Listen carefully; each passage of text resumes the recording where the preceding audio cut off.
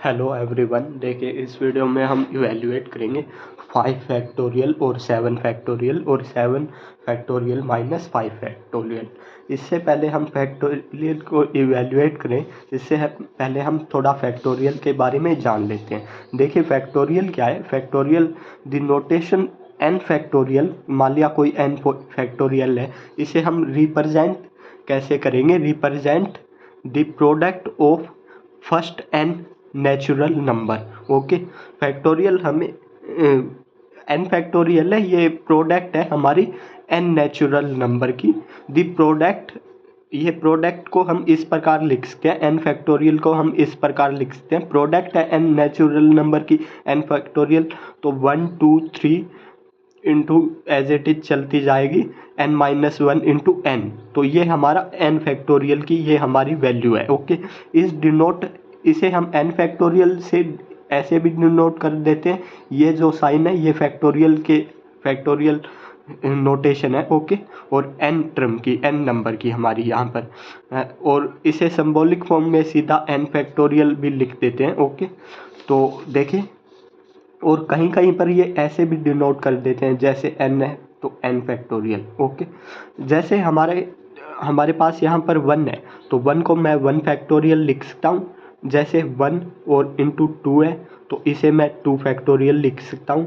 जैसे 1 2 और 3 है, तो इसे मैं 3 फैक्टोरियल लिख सकता हूँ। इसी प्रकार हमारे पास यहाँ पर क्या है, 1 2 3 4 as it is n minus 1 n। Okay, n number multiply में है, तो हम इसे क्या लिखेंगे, n फैक्टोरियल। ओके, तो देखिए हम इसे उल्टा भी लिख सकते हैं। जैसे ये हमारा 3 था, तो 3 को क्या लिख सकता हूँ मैं, 3 और इंटू 2 फैक्टोरियल। 2 फैक्टोरियल की हमारी क्या वैल्यू होती है, 1 और 2। ओके, ऐसे भी लिख सकते हैं। इसी प्रकार इसको अगर हम n फैक्टोरियल को ऐसे भी लिख सकते हैं। देखिए n, ये टर्म आगे लिख लेता हूँ मैं, जो बड़ी वाली टर्म है ये आगे लिख देता हूँ। n माइनस 1 मल्टीप्लाई में एज इट इज चलता जाएगा हमारे पास, यहाँ पर 3, यहाँ पर 2, यहाँ पर 1। ओके, ऐसे भी लिख सकता हूँ n फैक्टोरियल को। अभी देखिए, अगर मैं n यहाँ पर सेम रखूँ और आगे हमारे पास क्या बच जाएगी, n माइनस 1 टर्म की मल्टीप्लाई बच जाएगी, तो हम इसे n माइनस 1 टर्म की फैक्टोरियल भी लिख सकते हैं। n फैक्टोरियल को n into n minus 1 factorial. Okay, तो देखिए यहाँ पर हमारे पास 5 फैक्टोरियल है, तो 5 फैक्टोरियल क्या होता है। फर्स्ट क्वेश्चन देखिए, इसमें हमारे पास है 5 फैक्टोरियल। 5 फैक्टोरियल क्या होगा, 5 into 4 into 3 into 2 into 1। 5 number 1 से लेकर 5 तक जितने भी नंबर है उनकी मल्टीप्लाई होगी हमारे पास। पहले 5 4 3 मैंने पहले बड़ा नंबर लिखा है, फिर छोटा। ओके, ऐसे ही लिखते हैं हम। ओके, तो यही फॉर्मूला यूज़ करेंगे। हमारे पास n फैक्टोरियल क्या होता है, n माइनस 1 क्रॉस चलता जाएगा, लास्ट में 3 2 1। ओके, हमारे पास n की वैल्यू क्या है, 5 यहाँ पर। तो 5 फैक्टोरियल इनके मल्टीप्लाई कर लेते हैं। जैसे 5 इंटू 4 कितना हो गया, 20, और ये कितना हो गया, 6, और ये कितना हो गया, 120। ओके, तो ये हमारी 5 फैक्टोरियल की वैल्यू है। इसी प्रकार सेकंड क्वेश्चन देखिए, सेकंड में हमें क्या दिया है, 7 फैक्टोरियल। ओके, 7 फैक्टोरियल को भी हम इसी प्रकार लिख सकते हैं, या इसे हम, ये मैंने पहले बड़ा लिखा, आप इसे ऐसे भी लिख सकते हैं, 1 इंटू 2 इंटू 3 इंटू 4 इंटू 5। सभी की वैल्यू एक ही आएगी हमारी, 120। ओके, 7 फैक्टोरियल है, 7 को भी मैं इसीलिए 7 तक 1 से लेकर 7 नंबर तक मल्टीप्लाई है, तो 1 2 3 4 5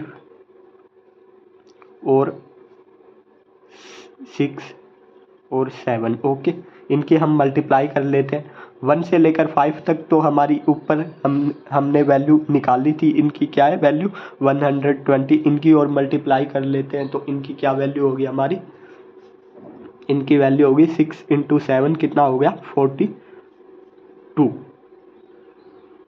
तो 42, और अभी हम इनकी मल्टीप्लाई कर लेते हैं, 0 और 42 कितना हो जाएगा ये 0 4 और 2 और यहाँ पर 0 8 4 तो 0 4 0 और 5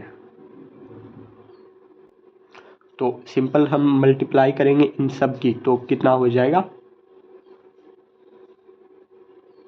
ये हो जाएगा। ओके तो देखिए इसी प्रकार क्वेश्चन 3 करेंगे। 3 में हम इस प्रकार डिक्रीज पहले बड़ी टर्म खोल लेंगे फिर छोटी। ओके क्वेश्चन 3 में देखिए 3 में हमें क्या दिया 7 फैक्टोरियल और -5 फैक्टोरियल तो 7 है 7 फैक्टोरियल को मैं ऐसे लिख देता हूँ। ओके 7 फैक्टोरियल क्या होता है हमारा 1 into 2 into 3 into 4 into 5 into 6 into 7। Okay यही होता है। तो इसे मैं ये 1 से लेकर 5 फैक्टोरियल तक है यहाँ पर माइनस में तो हमारे 1 से लेकर 5 फैक्टोरियल क्या है हमारा इनकी अगर हम मल्टीप्लाई करें तो कितना होगा अभी निकाला है हमने 5 ये होगा। ओके और 5 फैक्टोरियल क्या होता है 1 2 3 4 5 ये कितना होता है 120। ओके तो माइनस कर लेते हैं जैसे 7 फैक्टोरियल है 7 फैक्टोरियल की हमारी क्या वैल्यू है और 5 फैक्टोरियल की हमारी वैल्यू है ये। ओके तो इनको हम माइनस कर लेते हैं जैसे 7 फैक्टोरियल माइनस यहाँ पर 5 फैक्टोरियल। ओके तो ये कितना होगा